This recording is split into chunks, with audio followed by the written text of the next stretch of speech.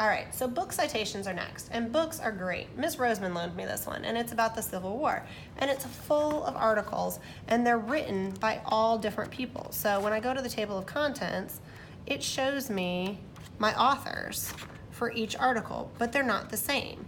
That means I almost sort of have a work and an anthology. So I have to cite the article or the work within the greater text.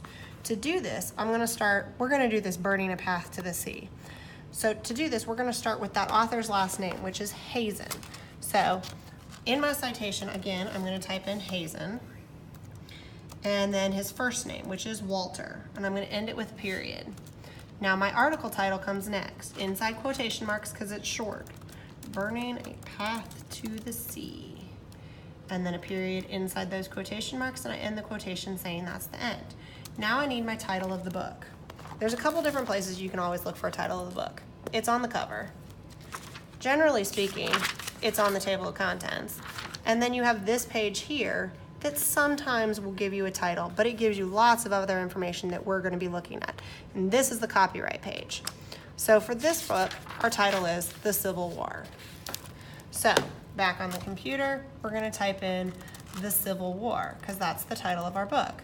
But here, because it's a title, we can't just leave it alone. We gotta either italicize it or underline. When we're typing, we would italicize. If you wind up having to handwrite, then you go ahead and you underline. So after the Civil War, we need the publishing location, and that's gonna be on this piece of paper right here, that copyright information. Here it tells me it's printed in China, but that's not what I'm looking for. I need to know where the publishing company is. So up here I have my copyright in 2002 by McDougall and Luttrell, you know, all of that, but that doesn't give me a city. So then as I'm scanning down here I see an address inquiries to, and then Evanston, Illinois. If this were a big city like New York or Chicago, where everybody knows where it is, we would just put in New York. But I don't know about you, I've never heard of Evanston, and I didn't know it was in Illinois. So I'm gonna go ahead and I'm gonna put in the city and the state. So, gotta unitalicize because this part isn't italic anymore because it's not a title. Evanston, Illinois. And this gets a colon. After our colon, we put our publishing company. That was that McDougall Luttrell. Littell, not Luttrell. And then we put a comma and we put the year it was published, which again, right after that copyright symbol, we have 2002.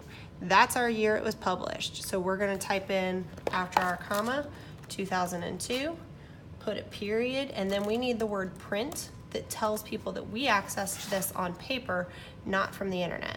And that last step is that hanging indent. So again, I highlight, I take both tabs, I take it over to the one, and then I pull that top one back to that edge again. And there's our hanging indent and a book source citation ready to go.